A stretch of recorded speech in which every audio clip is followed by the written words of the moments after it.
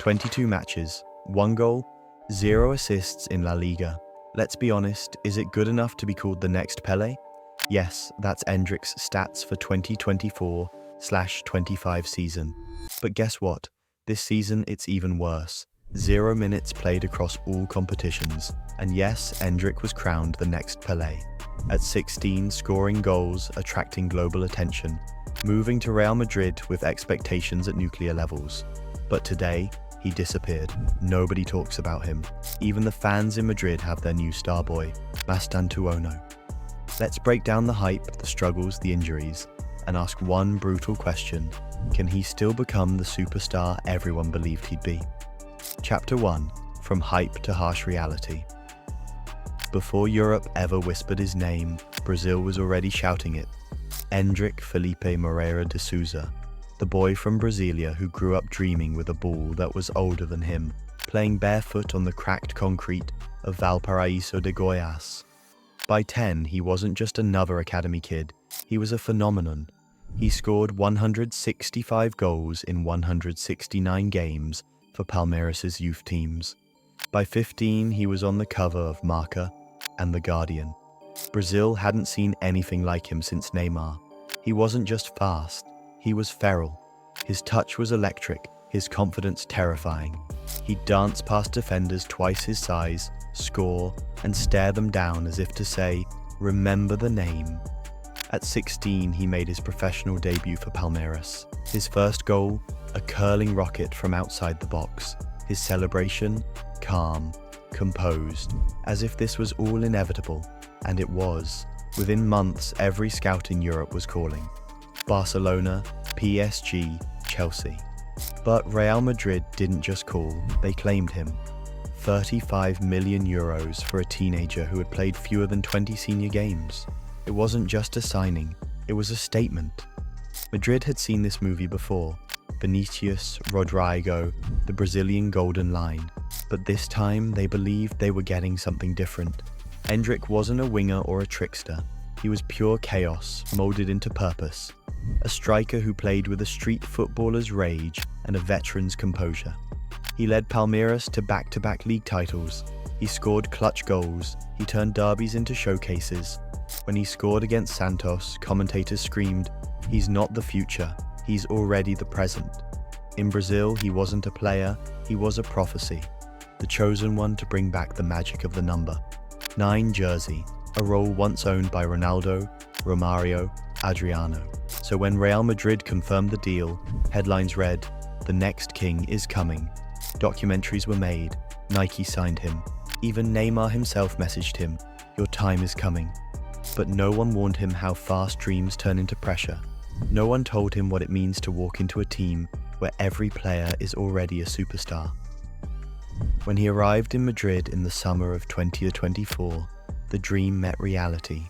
He wasn't the future anymore. He was just another name on a bench of millionaires. Mbappé had just signed. Vinícius was already a global icon. Rodrigo was hitting his prime. And suddenly, the prodigy of Palmeiras looked small. Not in talent, but in presence. The stadium lights that once followed him now barely noticed him. The shouts of "Endrick, Endrick" were replaced by Kylian, Vinny. He wasn't the headline anymore, he was the footnote, and in football that's often where the fall begins. Suddenly Endrick went from future star to a flop, sidelined by injury and overshadowed by a bright new name. So here's the question that keeps him up at night. He still scores, he still trains, he still wants it. But how do you reignite a trajectory that's already been derailed? In the next chapter, we dive into his positional struggles, his fit at Madrid, and why raw talent alone isn't enough. Chapter 2. Lost between positions. Endrick isn't a traditional number 9. He isn't a winger either. He's something in between. And that's where the problem starts. At Palmeiras, he thrived in chaos. Counterattacks, broken plays, space to run, defenders to destroy. He could drop deep, pick up the ball, spin, and sprint. At Real Madrid, that chaos doesn't exist. This is a machine. Precise, positional, structured. There's no open field. Every run has to be timed perfectly. Every touch has to connect with the next. And for Endrick, that transition has been brutal. When he plays as a striker, he drifts too deep.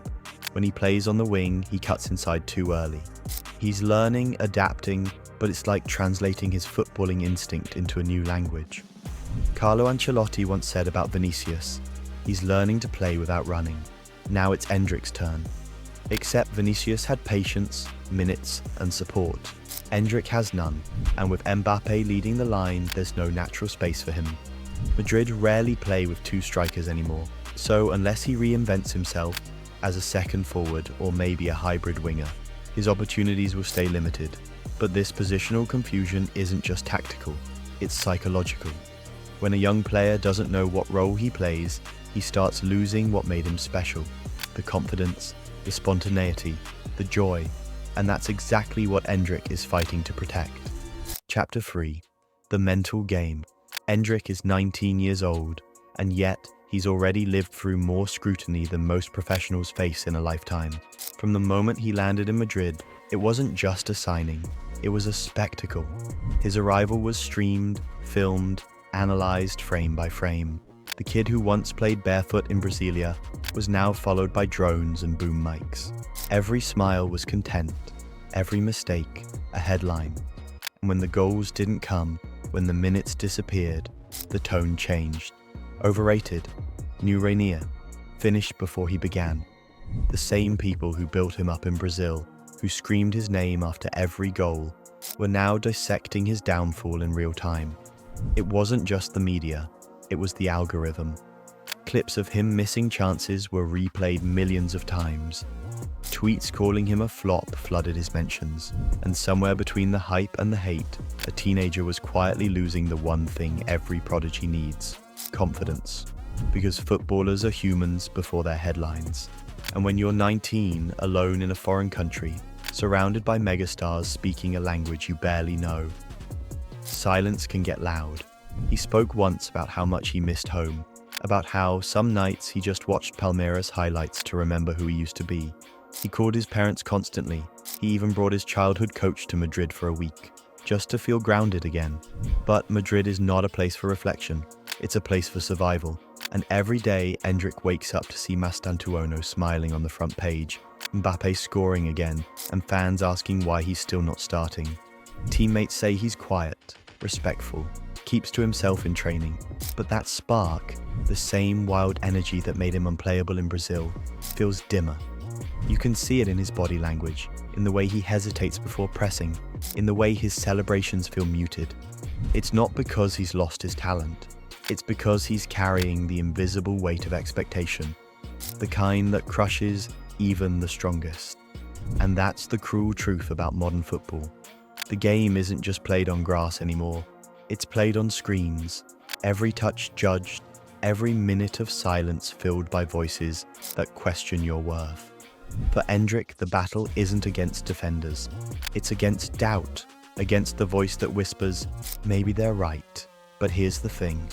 If there's one lesson his journey has already taught us, it's that belief isn't permanent. It's something you fight for every single day. And right now, the world might doubt him. But somewhere inside, the kid from Brasilia is still waiting for his chance to remind everyone who he really is. Chapter 4. The System Problem.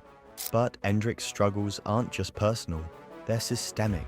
Real Madrid under Xabi Alonso play a controlled, possession-based game. A balance between Guardiola's precision and Zidane's fluidity. It's beautiful, but it's unforgiving for a young player still learning the European tempo.